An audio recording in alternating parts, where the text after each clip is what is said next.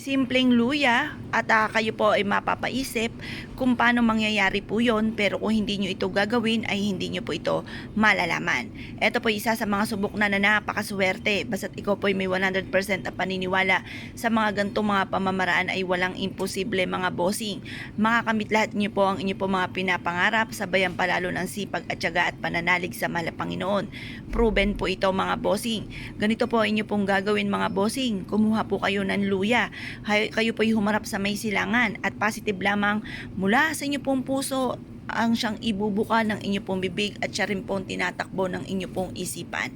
Ito pa mga bossing ko yung makakatulong upang sa ganon, mas higit po kayo na maka-attract ng swerte mga bossing. Proven po ito mga bossing, basta't may 100% kang paniniwala sa mga gantong mga pamamaraan mga bossing. Ang gagawin nyo lamang, harap na po kayo ng mga bandang alas 7 at ibibilad natin to hanggang alas 8. Mag-wish ng taimtim, mag-concentrate po kayo kasi pinaka-importante sa pag-wish yung nagko-concentrate ka. Hindi lumilipad ang inyo pong diwa kasi minsan may nagwi-wish pero iba naman ang tinatakbo ng inyo pong diwa. Kailangan kung anong sinasabi ng inyong kalooban ay ibinubukas sa bibig at yun rin po ang tumatakbo sa inyong isipan. Ngayon pa mga bossing, mag-wish na po kayo. Halimbawa, walang gamit na sana, direct to the point mga bossing para magkatotoo ka agad.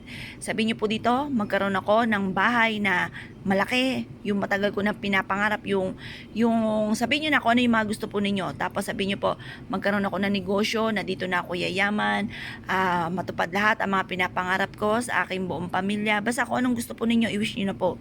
Pagtapos niyo po mag-wish mga bossing ko, mas mainam na kayo po mga bossing ko, i-mindset nyo na nasimula na ito ng tagumpay po ninyo. Pagkatapos po niyan mga bossing ko, ibilad nyo ito sa sinag ng araw. Ngayon, kapag naibilad nyo na hanggang alas 8 ng umaga, ilagay nyo po siya sa inyo pong bag mga bossing. Or pwede rin naman kung maliit ang inyong luya, ilagay nyo sa inyo pong pitaka. Or kaya kung wala kang bag, wala kang pitaka, minsan may mga pagkakataong ganon, isiksik sa inyo pong bulsa.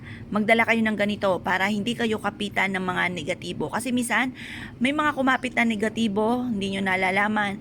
Pag umuwi kayo ng inyong puntahanan, inuwi nyo ang negatibo, kumapit na pala sa inyo. Hanggang sa dumami na dumami ang mga negatibo na naiuwi nyo sa araw-araw ng pag-alis po ninyo.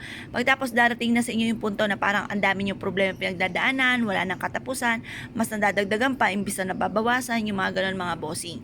Kaya mas may na meron kang laging dalahin na pantaboy na kamalasan para hindi ka kapitan ng mga kamalasan or ng mga negatibo mga bossing. Pwede rin naman na mag-ipit ka ng ganito sa ilalim ng inyo pong unan para magkaroon kayo ng masarap na tulog.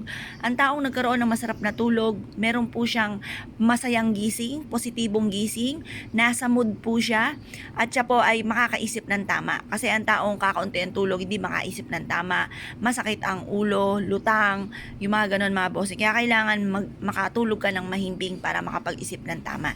Ngayon pa mga bossing ko, kayo po naniwala at nais po itong gawin ay siya mga bossing ko. Good luck po, sige po lahat.